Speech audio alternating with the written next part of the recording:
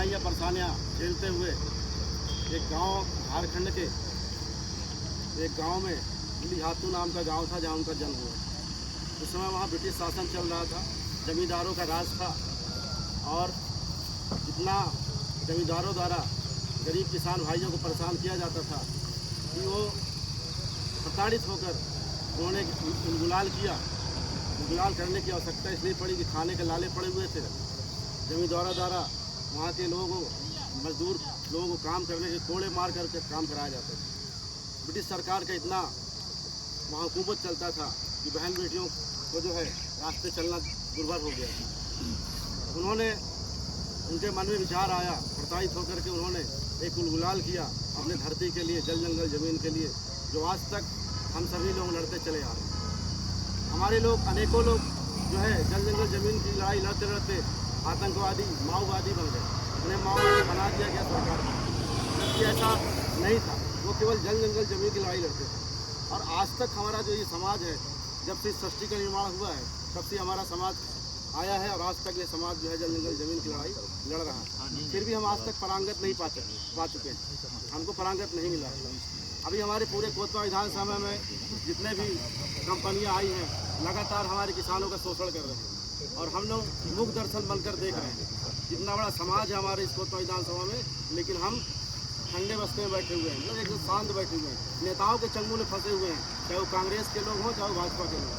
लेकिन हमारे लोग जो है उनके पीछे जा करके उनके साथ घूम करके नेतागिरी करते हैं।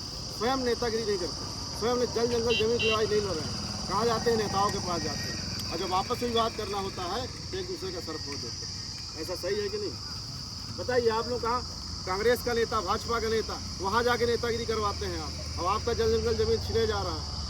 अभी 17 तारीख को हमारे दुर्गा भाई ने कहा है, प्रदेश उपाध्यक्ष गुणवानगर सिंह पार्टी के, कि पब्लिक हियरिंग होने वाला है। वहाँ पर्यावरण प्रदूषण के बारे में पब्लिक हियरिंग होने वाला है। ज़मीन का किसानों का कोई वैल्यू नहीं, कितनी ज़मीन किसानों का लिया जाएगा, कितना उनको मुआवजा दिया जाएगा। सुप्रीम कोर्ट ने आदेश किया है कि जो सरकार का वैल्यू की ज़मीन है आपका जहाँ पर, उसका 4 गुना पैसा आप दीजिए। लेकिन इसको कौन बताएगा? बताइए। हमारे गांव में माली सरपंच बैठे हुए हैं गाँव के, उनको खुद ही जानकारी नहीं हो पाती है। कंपनियां उनको बताते नहीं हैं। ग्राम पंचायत सभा लगती है, वहाँ पहुँचते नहीं है। कमी किसकी है? हमारी है। और वो तो इसी सोच और विचार को लेकर के लड़ाई लड़ी थी अपने क्षेत्र में, झारखंड में। मुंडा समाज को लेकर के उन्होंने लड़ाई लड़ी। हमारे समाज के लोगों ने दलाली किया उनके साथ। लड़ाई लड़ते लड़ते जंगल में सोए हुए थे, लोगों ने जाके बता दिया गवर्नमेंट को और उनको जो है चारों साइड से घेर के जेल में डाल दिया गया। जेल में डालने को इतना प्रताड़ित किया गया और उनको यह बता दिया गया कि बीमार पड़ गए, जिनको हैजा नाम की बीमारी हो गई थी, इसलिए जो इनका देहांत हो गया। जबकि उनको इतना प्रताड़ित किया गया कल्पना हम नहीं कर सकते। आज ऐसे हम लोग नहीं घूम रहे हैं, ऐसे आज़ादी हमको नहीं मिलती सल्फेट पहन के घूम रहे हैं। डॉक्टर भीमराव अम्बेडकर जी अगर नहीं होते तो आज हम इस ज़मीन पर बैठ भी नहीं सकते। हमको बैठने तक का अधिकार नहीं था। हमारे बहू बेटियों को, माताओं को कपड़े इस तरह ढकने का अधिकार नहीं था। इतनी लड़ाइयाँ हमारे पूर्वजों ने लड़ी हैं कि आज उसके बाद भी हम नहीं जाग पा रहे हैं। कहीं ना कहीं लगातार हमारे समाज में अनेकों संगठन काम कर रहे हैं आदिवासी समाज के लिए और करते चले जा रहे हैं। सबका एक ही मकसद है, लेकिन हम एक जगह एक मंच पे दिखाई नहीं दे रहे हैं। पता नहीं कब कैसे दिखाई देंगे, तब जाके हमारा उद्धार हो सकता है। बोले हम गुलामी की जंजीर में बंधने जा रहे हैं। फिर से हमारे लोगों को कोड़ा मारा जाएगा, ज़मीन छिन जाएगी। जिस ज़मीन में पुष्प दर पुष्प हमारे पूर्वजों ने हमको खिला कर आज इसमें पहुँचाया है, वो ज़मीन आज छिन जाएगी तो आगे आप क्या करेंगे? बताइए क्या करेंगे आप? आज आपको करोड़ों रुपए यहाँ की कंपनी दे देगी, आप उसमें ऐश आराम घर द्वार ज़मीन सब बना लेंगे, लेकिन आने वाली पीढ़ी कहाँ जाएगी? आप बताइए, कोई बता सकता है? ज़मीन चली जाए तो क्या रह जाएगा हमारे पास? केवल एक नौकरी और 1 करोड़ रुपए, तो कब तक चलेगा? तो हम ऐसी व्यवस्था बनाएं ग्राम पंचायतों के माध्यम से, जो कंपनियां जहाँ पे बैठक या हेयरिंग का काम पब्लिक का व्यवस्था बनाते हैं बातचीत करने का, उनका घोर विरोध करें हम और ऐसी व्यवस्था बना ले कि हमारी आने वाली पीढ़ी जो है उस रास्ते उनका भी जीवन यापन चल सके। ऐसा आंदोलन हमारे भगवान बिरसा मुंडा ने किया था।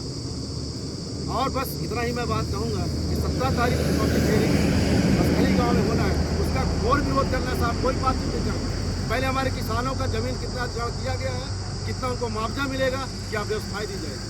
अभी मझौली में हमारे कोई सरपंच जी शायद, उन्होंने आंदोलन किया, 1 साल से परेशान है वो।